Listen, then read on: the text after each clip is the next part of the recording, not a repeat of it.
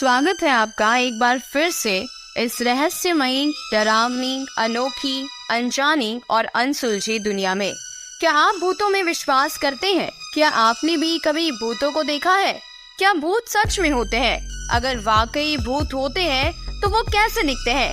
क्या भूतों के पास सिर्फ एक सफेद साड़ी होती है पहनने के लिए? आखिर कहाँ रहते हैं ये भूत? भूत, पिशाच, चुड़ैल, डायन, आत्माएं, इन सब से जुड़ी बहुत सी सच्ची और रहस्यमयी घटनाएं आपने कभी न कभी जरूर सुनी होगी। ऐसे ही बहुत सी रहस्यमयी भूतिया कहानियां मैं आपको अक्सर सुनाती हूँ। तो आज की भी हमारी कहानी ऐसे ही एक भूतिया घटना पर आधारित है। तो दिल थाम कर बैठिए, अब मैं आपको ले चलती हूँ उस भूतिया दुनिया में। तो क्या आप तैयार हैं? तो चलिए चलते हैं उस दुनिया में और कहानी की शुरुआत करते हैं। चुड़ैल? चुड़ैल क्या होती है? बता सकता है तुम में से कोई? क्या होती है चुड़ैल? मैंने अपने दोस्तों से पूछा। मुझे याद है, ये उस दिन की बात है जब हम दोस्त मिलकर पूस की रात में जलते हुए अलाव के आगे बैठे हुए थे। हवा इतनी ठंडी चल रही थी कि हड्डियां तक गल जाए। वो तो उस अलाव का सहारा था जो ठंड का तनिक भी एहसास नहीं होने दे रहा था।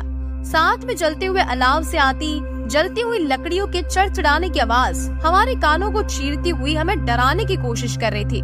पर हम सब मिलकर सुबह होने का इंतजार कर रहे थे और ये रात कैसे भी कट जाए, इसलिए हम बातें करके अपना समय व्यतीत करने लगे। हम रात में इतनी ठंड में वहाँ क्यों थे?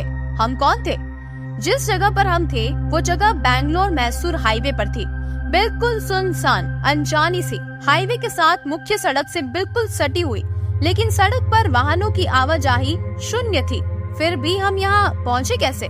हुआ यूँ कि मैं और मेरे दो दोस्त हरीश और गुलमोहर को हम प्यार से गुल्लू कहते हैं, बैंगलोर में एक शादी से अपने घर मैसूर वापस लौट रहे थे।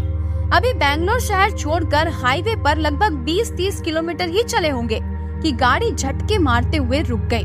गाड़ी रुकते ही मैंने कहा, अरे यार गुल्लू, कैसे गाड़ी चला रहा है? आराम से चलाना, सारी नींद खराब कर दी। गुल्लू बोला, ले तू चला ले, आ चला अब। फिर मैंने कहा, अब नाराज क्यों होता है? चल उतर कर देखते हैं क्या हुआ। पता नहीं यार, ऐसा लगा कि कोई हवा का झोंका गाड़ी से आके टकराया हो और इसीलिए हड़बड़ी में गाड़ी रोक दी, गुल्लू ने कहा। फिर हम तीनों गाड़ी से उतरे। देखा इंजन गर्म हो चुका है, बॉनेट से धुआं बाहर आ रहा है।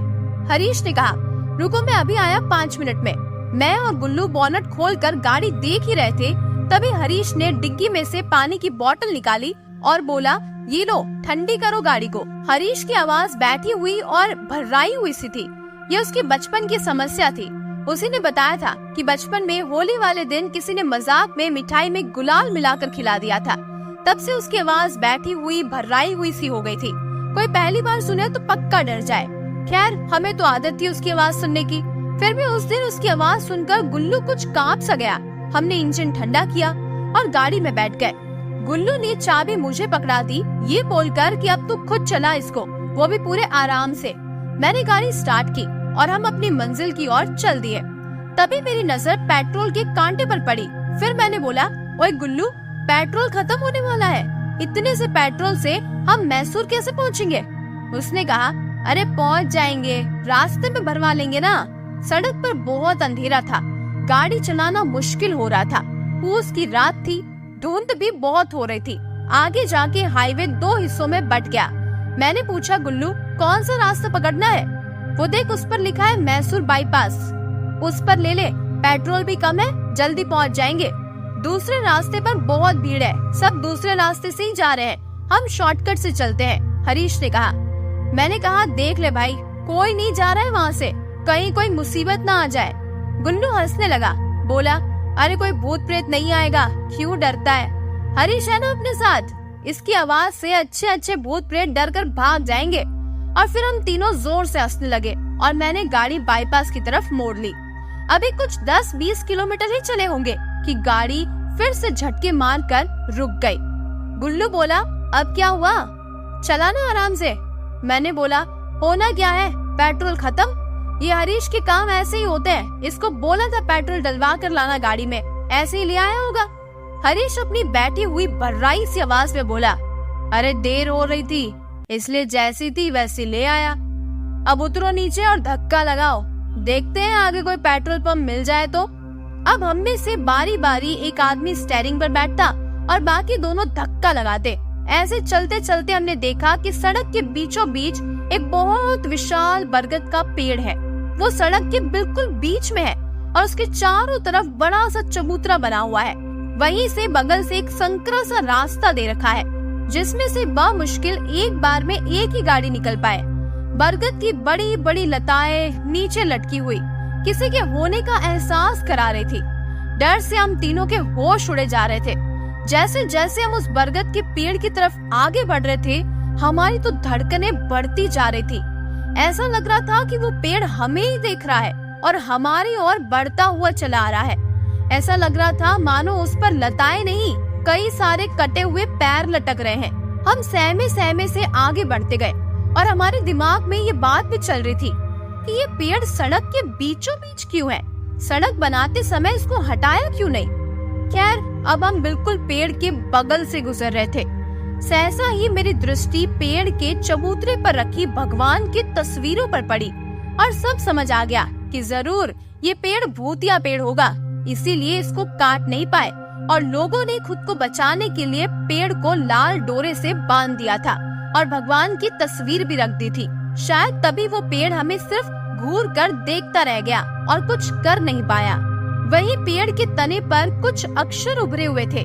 शायद वहाँ की स्थानीय भाषा में कुछ लिखा था जो मुझे समझ नहीं आ रहा था, लेकिन अक्षरों की वो आकृति मेरे दिमाग में बैठ चुकी थी। हम थोड़ा और आगे बढ़े तो एक उजड़ी हुई वीरान बस्ती दिखाई दी। ऐसा लग रहा था जैसे हम किसी कब्रिस्तान से गुजर रहे हो। रात का सन्नाटा, सुनसान सड़क, सिर्फ हम तीन दोस्त। पूस की ठंडी रात में भी हमारे पसीने छूट रहे थे।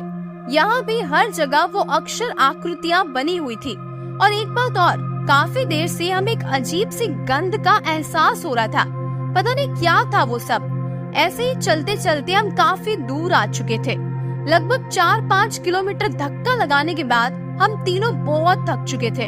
हमने सोचा गाड़ी में बैठकर आराम करते हैं और तीनों गाड़ी में बैठ गए।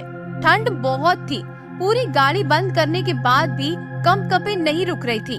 तभी हरीश बोला, चलो बाहर अलाव जलाकर आग सेकते हैं, ऐसे तो गाड़ी में कुल्फी जम जाएगी हमारी। रात काफी हो चुकी थी। करीब 12 से 1 बजे के बीच का वक्त रहा होगा।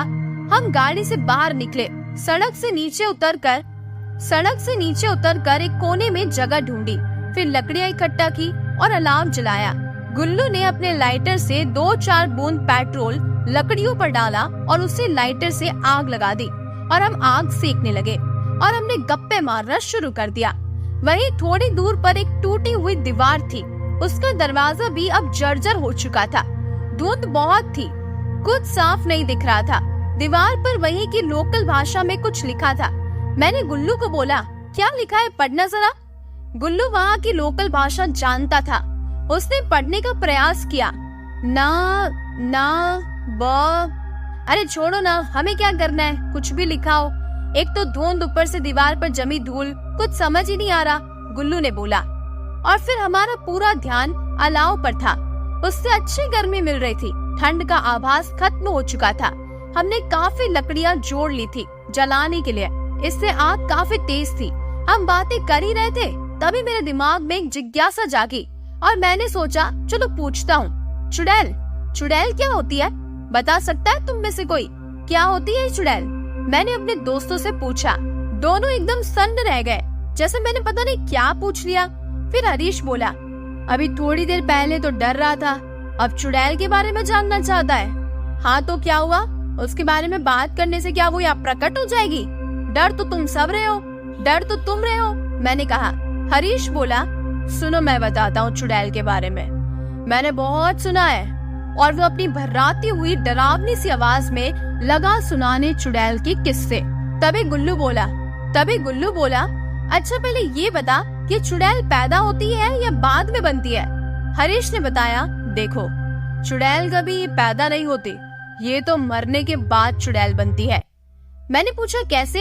हरीश बोला, कहा यह जाता है कि जब कोई गर्भवती महिला दिवाली के 5वें दिन प्रसव पीड़ा में अप्राकृतिक मौत के कारण मर जाए तो वो बाद में चुड़ैल बन जाती है। चुड़ैल दिखने में बहुत ही डरावनी होती है। उनके पैर उल्टे होते हैं, उनके चेहरे पर मौत का खौफ दिखता है। बाल उलझे से बिखरे हुए, ठुड्डी नुकीली लंबी सी होती है, चेहरे पर झुर्रियां छाई रहती है। ये कोई भी रूप धारण कर लेती है, स्त्री पुरुष कोई भी, ये किसी की भी आवाज निकाल कर तुम्हें बहला सकती है।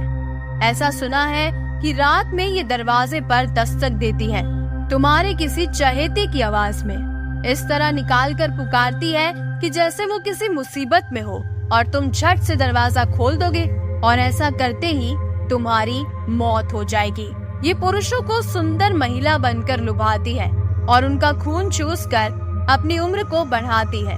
इतने में गुल्लू बोला, डायन भी तो यही करती है ना, पुरुषों को अपने वश में करती है, तो क्या डायन और चुड़ैल एक ही चीज है? हरीश बोला, अरे नहीं, चुड़ैल और डायन में अंतर होता है। चुड़ैल तो मैंने जैसा बताया मरने के बाद बनती है, पर डायन जो होती है वो एक जिंदा स्त्री होती है। वो अपने तंत्र मंत्र काले जादू से पुरुषों को अपने वश में करती है। इसलिए तुमने सुना भी होगा, कई जगह एक औरत को जलाकर मार दिया जाता है क्योंकि वो एक डायन थी। पर चुड़ैल को मारने की बात नहीं सुनी होगी, क्योंकि उसको कौन मारेगा, वो तो पहले से ही मरी हुई है। तो क्या चुड़ैल को खत्म नहीं किया जा सकता? मैंने पूछा। गुल्लू बोला, मैंने सुना है कि अगर चुड़ैल के पेट को काट कर उसके बच्चे को उससे अलग करके बरगद के नीचे दफना दे तो चुड़ैल की शक्ति खत्म हो जाती है और वो सदा के लिए शांत हो जाती है। फिर हरीश ने अपनी बात आगे बढ़ाई। वो बोला, मेरी दादी माँ बचपन में मुझे चुड़ैल का किस्सा सुनाती थी। करीब 100-150 साल पुराना किस्सा होगा, नालेबा का। दादी माँ ऐसा बताती थी। तुम लोग सुनना चाहोगे नालेबा की कहानी? मैंने पूछा, ये नालेबा क्या भला है? गुल्लू बोला, अरे कुछ नहीं, ये यहाँ की लोकल भाषा का शब्द है जिसका हिंदी में अर्थ होता है कल आना। अच्छा, ये कहकर मैंने कहा, सुनाओ सुनाओ कहानी सुनाओ। गुल्लू बोला, कहीं तुम वो श्रद्धा कपूर की फिल्म स्त्री कल आना की कहानी तो नहीं सुनाने वाले, जिसमें चुड़ैल को कहते हैं कल आना? हरीश बोला, अरे नहीं यार, मेरी कहानी तो उससे पूरी उल्टी है, एकदम उल्टी है। वो कैसे? मैंने पूछा। हरीश बोला, सुनोगे तो पता चलेगा ना तुम्हें, पहले सुन तो लो। ये एक गांव की कहानी है। बैंगलोर के पास एक गांव था, बहुत बड़ा नहीं, छोटा सा ही। गांव में एक परिवार था। उस परिवार में एक बहुत ही सुंदर स्त्री थी जो गर्भवती थी। गांव के बाहर एक बरगद का पेड़ था। उससे कुछ दूरी पर सड़क किनारे बहुत सारे छोटे छोटे कब्रिस्तान बने हुए थे और दूर एक बड़ा कब्रिस्तान भी था। मैंने पूछा, बहुत सारे कब्रिस्तान क्यों? और क्या वो मुर्दों को जलाते नहीं थे? नहीं, उस गांव की अपनी एक परंपरा थी जिसमें मरने वाले की आधे शरीर को, मतलब धड़ से नीचे वाले हिस्से को जलाया जाता था और ऊपर वाले हिस्से को दफनाया जाता था। और एक व्यक्ति को दफनाने के बाद कब्रिस्तान की दीवार पर लिख दिया जाता था नालेबा, मतलब कल आना। गुल्लू बोला, ऐसा क्यों भाई? एक कब्रिस्तान में एक मुर्दा क्यों और नालेबा क्यों लिखते थे? हरीश बोला, क्योंकि मुर्दों को 2 हिस्सों में रखा जाता था। एक को बरगद के नीचे जला दिया जाता था तो दूसरे को दफना दिया जाता था। जब दफनाया जाता था तो साथ में उनके सारे वस्त्र और खाने पीने का सामान भी रखा जाता था। ऐसा कहा जाता था कि जो भी स्त्री गर्भावस्था में अप्राकृतिक मौत मरेगी वो चुड़ैल बनेगी। ये मैंने बताया था ना अभी। बस इसीलिए इसके खाने की व्यवस्था वहीं कर दी जाती थी ताकि चुड़ैल वहाँ से बाहर ना आए। यदि कोई इन्हें देख ले तो चुड़ैल उसे मार डालेगी। इसीलिए कब्रिस्तान के बाहर नालेबा लिख दिया जाता था ताकि कोई भूल से भी अंदर ना चला जाए। और क्या उसका खाना कभी खत्म नहीं होता था क्या? कौन देता था खाना? और क्या चुड़ैल जो खाना देता था उन्हें नहीं खाती थी? गुल्लू ने उत्सुकता से पूछा। हरीश बोला, एक साथ इतने प्रश्न, जवाब देता हूँ ना सबका। जब भी खाना खत्म होता था तो उसके परिवार का ही कोई सदस्य वहाँ पर भेड़ बकरियां बांध कर आता था। वो दिन में ही जाता था और सूरज छिपने से पहले वापस आ जाता था। मैंने कहा, दिन में चुड़ैल नहीं आती क्या? हरीश बोला, हाँ भाई, चुड़ैल सूरज की रोशनी सहन नहीं कर सकती, इसीलिए वो रात में ही बाहर आती है। अच्छा, एक बात समझ नहीं आई, ये कब्रिस्तान की दीवार पर नालेबा क्यों लिखते थे? गांव में ये तो सबको पता ही होगा, फिर क्या जरूरत आ गई? गुल्लू ने पूछा। इस पर हरीश का जवाब था, गांव से बाहर के लोगों को तो नहीं पता होगा ना, ये मुख्य सड़क के साथ ही है गांव। बहुत लोग आते जाते थे बाहर से, इसलिए कोई भूल से वहाँ रुके नहीं, इसलिए ये लिखना जरूरी था। और ये धड़ के नीचे के हिस्से को अलग से जलाने का क्या कारण था? मैंने उत्सुकता से पूछा। हरीश ने बताया, गांव के लोग ऐसा मानते थे कि ऐसा करने से चुड़ैल अपाहिज हो जाएगी और लोगों को परेशान करने के लिए इस कब्रिस्तान से बाहर ज्यादा दूर नहीं जा पाएगी, गांव में प्रवेश नहीं कर पाएगी, ऐसा गांव वालों का मानना था। अच्छा, ये जो चुड़ैल होती है ये किसी भी स्त्री पुरुष का रूप बना लेती है, कितनी देर तक वो ऐसा कर सकती है? गुल्लू ने हरीश को बीच में रोकते हुए पूछा। हरीश कुछ कहता उससे पहले मैं तपाक से बोल पड़ा, ये तो मुझे पता है, मैंने पढ़ा था कहीं बहुत ज्यादा देर तक वो ऐसा नहीं कर सकती है, क्योंकि जितना ज्यादा समय वो दूसरे के रूप में रहेगी उसके शरीर से शक्ति कम होने लगती है, और अगर जिस व्यक्ति का रूप उसने ले लिया है वो सामने आ जाए तो वो तुरंत ही अपने असली रूप में आ जाएगी। मिल गया जवाब। ये बोलते हुए मैंने हरीश को कहानी आगे बढ़ाने को कहा और मैंने पूछा, वो अलग से बड़ा कब्रिस्तान किस लिए था? वो सामान्य जन के लिए था, जो चुड़ैल नहीं होती थी, उनको वहाँ पर दफनाया जाता था, हरीश बोला। गुल्लू बोला, वो सुंदर गर्भवती स्त्री, उसका क्या हुआ? हरीश बोला, सारी कहानी उसी की तो है। वो स्त्री अपने परिवार की बड़ी बहू थी और पहली बार गर्भवती हुई थी। उसको अपने भेड़ बकरियों से बहुत प्यार था।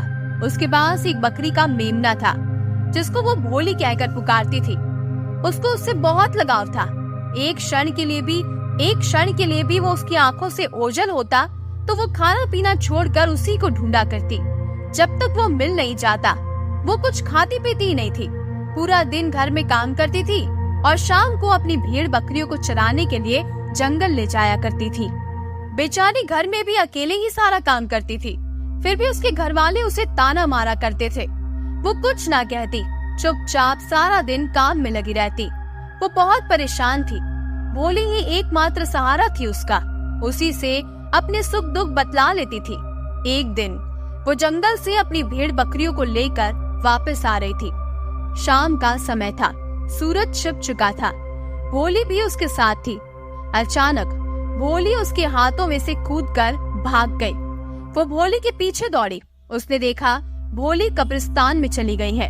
वो स्त्री घबरा गई। वो कब्रिस्तान के बाहर ही रुक गई। उसकी नजर नालेबा पर पड़ी, इसीलिए वो अंदर जाने से डर रही थी। उसने बाहर से ही आवाज लगाई, भोली भोली, पर वो बाहर नहीं आई। वो स्त्री डरी सहमी सी धीरे धीरे कब्रिस्तान में प्रवेश कर गई। अंदर का दृश्य बहुत ही भयानक था। चारों तरफ जानवरों की हड्डियों के कंकाल पड़े थे। वो थोड़ा और आगे बढ़ी, धीरे धीरे अपने डर को खुद में समेटते हुए उसने कांपते हुए होठों से आवाज लगाई, भोली भोली, और अपनी नजरें इधर उधर घुमाई। तभी अचानक उसकी नजर एक औरत पर पड़ी जिसने काले वस्त्र पहने हुए थे। बिखरे हुए बाल थे उसके, चारों ओर खून बह रहा था। वो वहां जमीन पर बैठी हुई कुछ खा रही थी। उसके चबाने की आवाज पूरे कब्रिस्तान में गूंज रही थी।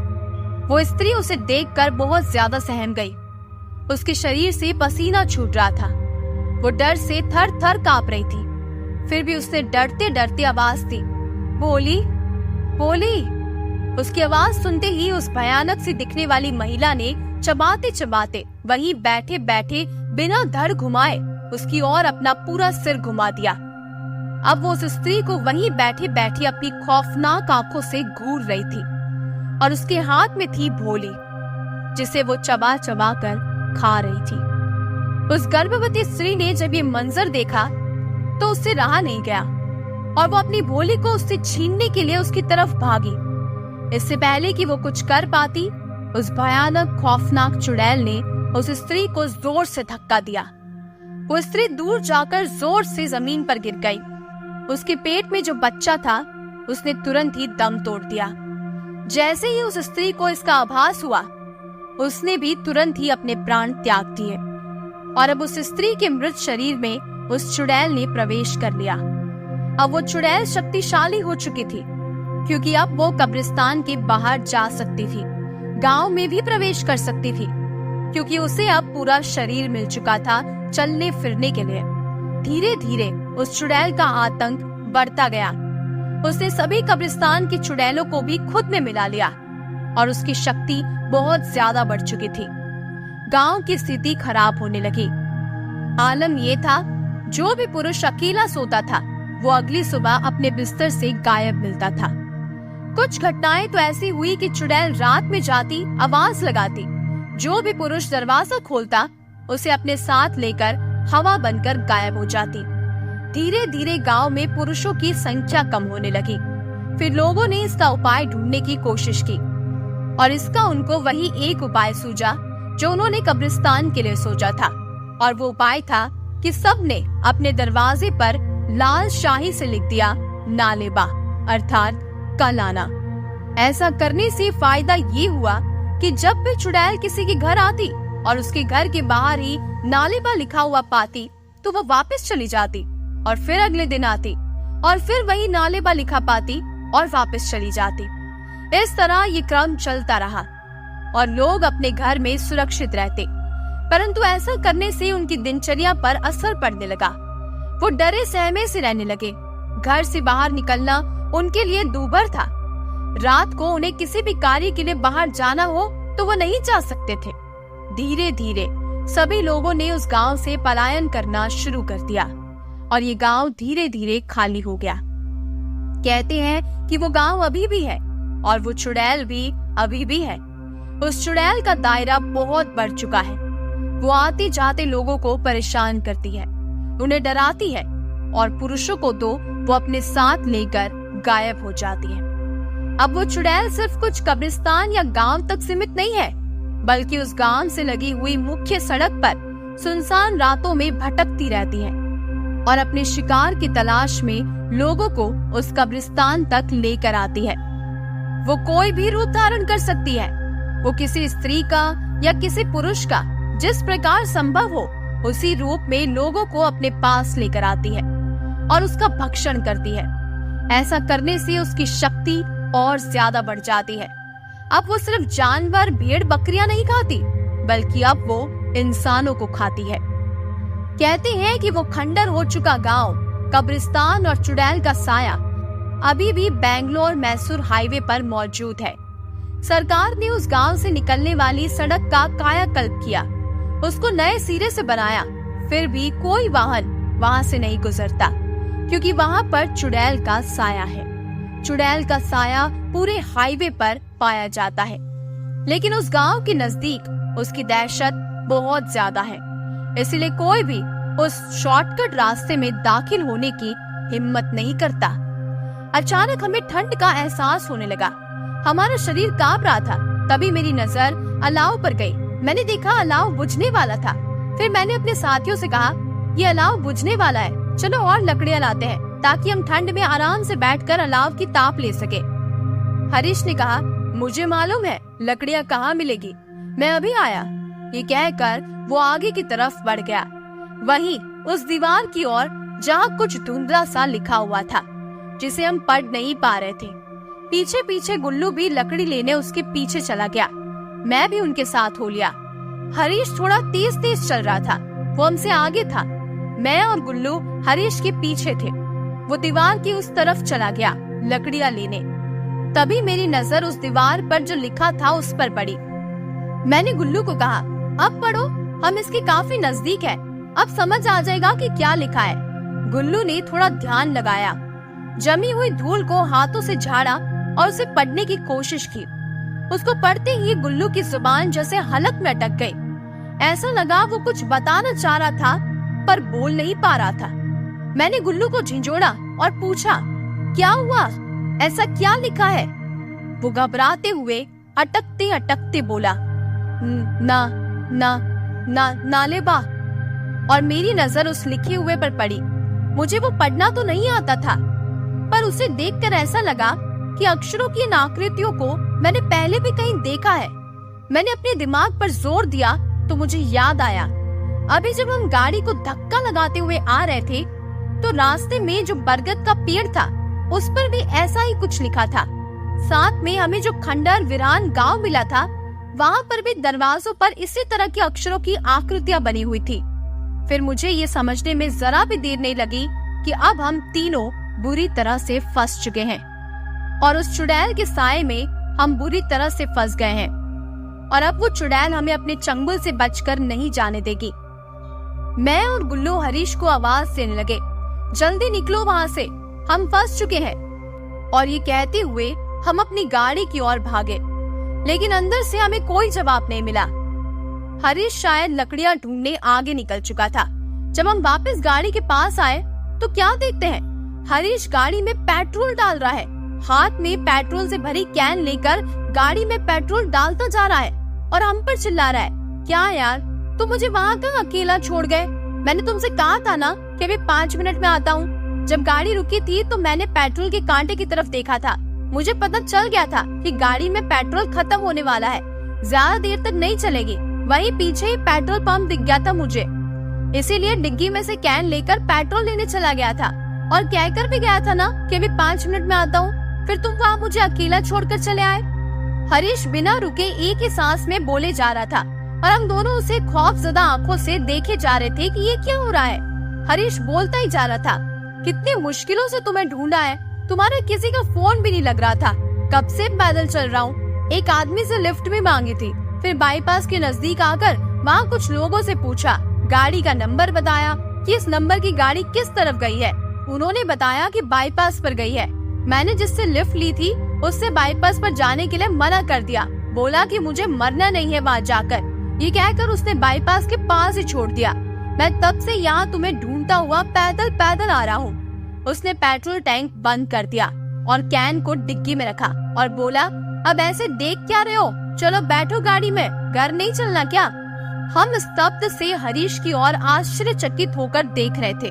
तभी पीछे से एक व्यक्ति आवाज लगाता हुआ हमारी ओर आया, अरे देखो भाइयों, मैं लकड़ियाँ ले आया। हमने पलट कर देखा तो हरीश लकड़ियाँ लेकर हमारी ओर आ रहा था। हम थर थर कांप रहे थे, हमारे दांत किटकिटा रहे थे। इस ठंड में भी हमारे शरीर से पसीना पानी की तरह बह रहा था। कुछ समझ नहीं आ रहा था ये क्या हो रहा है। इधर भी हरीश, उधर भी हरीश, कौन सही और कौन गलत? हम किस माया जाल में फंस गए हैं? जैसे ही लकड़ियाँ लिए हुए हरीश हमारे नजदीक आया तो उसकी नजर हमारे साथ खड़े हरीश पर पड़ी और दोनों की आंखें आपस में टकराई और तुरंत ही लकड़ी लिए हुए हरीश के हाथों से लकड़ियाँ जमीन पर गिर गई और एक तेज हवा का झोंका आया और वो हरीश अब एक भयानक हंसी वाले चुड़ैल में तब्दील हो चुका था। उसके बिखरे हुए बड़े बड़े बाल, आंखों से टपकता हुआ खून, चेहरे पर झुर्रियां और नुकीली ठुड्डी देखकर हमें समझने में जरा भी देर नहीं लगी कि ये वही चुड़ैल है जिसका इस गांव और हाईवे पर साया मंडराता रहता है। अब हमें उससे बचकर निकलना था, लेकिन वो चुड़ैल बहुत ही शक्तिशाली थी, उससे बच पाना बहुत मुश्किल था। वो हमारी ओर बढ़ने लगी और हम उससे खुद को बचाने का प्रयास करने लगे। उसने हम पर जानलेवा हमला किया। जैसे तैसे हमने अपनी जान बचाई और हम तीनों अलग अलग दिशा की ओर भागे। फिर मुझे गुल्लू की बताई हुई वो बातें याद आ गई कि अगर चुड़ैल के पेट को काटकर बच्चे को बरगद के नीचे दफना दिया जाए तो उसकी शक्ति का असर खत्म हो जाता है और वो हमेशा के लिए शांत हो जाती है। पर ये करना बहुत मुश्किल था और इसके लिए हमें कब्रिस्तान के अंदर जाना था और उस स्त्री के पेट को काट कर वहाँ से बच्चे को निकाल कर दूर उस बरगद के नीचे दफनाना था। ये कार्य बहुत कठिन था। चुड़ैल हमें ढूंढ रही थी और हम उससे छुपते हुए कब्रिस्तान में प्रवेश कर गए। वहाँ हमने उस महिला की लाश को देखा। वो लगभग गल चुकी थी और उसमें कंकाल के अलावा कुछ नहीं बचा था। हमने देखा उसके पेट वाले हिस्से पर छोटा सा कंकाल है। वो निश्चित ही उसका मरा हुआ बच्चा होगा। हमने उसे उठा लिया। उसके बच्चे को उठाते ही वो चुड़ैल बहुत ही विकराल हो गई और भयानक तरीके से हम पर हमला करने लगी। हम उसके हमले से बचने का लगातार प्रयास करते रहे और बचते बचाते जैसे तैसे डरते हुए हम बरगद के नीचे पहुँचे और बरगद के पास पहुंचकर हमने तुरंत उसके बच्चे को दफनाने का प्रयास किया, लेकिन बरगद पर लटक रहे कटे हुए पैर हमारे काम में बाधा बन रहे थे और वो हमें लगातार परेशान कर रहे थे और हमें ये काम करने ही नहीं दे रहे थे। तभी अचानक वो कटे हुए पैर शांत हो गए। गुल्लू ने फटाफट गड्ढा खोदा और हरीश ने उसे दफना दिया। उसके दफन होते ही एक भयानक चीख हमें सुनाई दी और देखा कि हवा में चारों तरफ चुड़ैलें मंडराने लगी। वो सब कब्रिस्तान के बाहर थी, क्योंकि जो चुड़ैलें थी वो उस औरत के द्वारा आपस में जुड़ी हुई थी। अब हमने बच्चे को दफना दिया था। उस औरत की आत्मा को मुक्ति मिल चुकी थी और इस कारण से सभी चुड़ैल औरत के शरीर से बाहर निकलकर चारों तरफ आसमान में फैल चुकी थी। अब बचना हमारे लिए और मुश्किल लगने लगा था। हम सबको काफी चोटें आ चुकी थी। हम लहूलुहान हो चुके थे। अब तो सिर्फ वहाँ से भागकर ही जान बचाई जा सकती थी। लेकिन भागे भी कैसे? क्या तरीका हो भागने का? हमने सोचा। थोड़ी देर बाद मुझे सूझा कि हम लहूलुहान तो पहले से ही हैं और हम नहीं चाहते कि हमारा और खून बहे और हम इन चुड़ैलों का भोजन बन जाए। यही सोचते हुए मैंने अपनी उंगली से बहते हुए खून से कार के पिछले शीशे पर अक्षरों की उन्हीं आकृतियों को बना दिया जिसका अर्थ होता है नालेबा। और हम उस गाड़ी में बैठ गए। हरीश ने गाड़ी स्टार्ट की और हम तीनों उसमें बैठकर वहाँ से भाग निकले। चुड़ैल हमारे पीछे आई, लेकिन जब उसने गाड़ी के पीछे नालेबा लिखा हुआ देखा तो वो वहीं रुक गई और हम वहाँ से सही सलामत वापस अपने घर पहुँच गए। तो कैसी लगी आपको ये कहानी? कहानी पसंद आई है तो वीडियो को लाइक और चैनल को सब्सक्राइब जरूर कीजिएगा। ऐसे ही भूतिया रहस्यमय कहानियों को सुनने के लिए चैनल से जुड़े रहिएगा।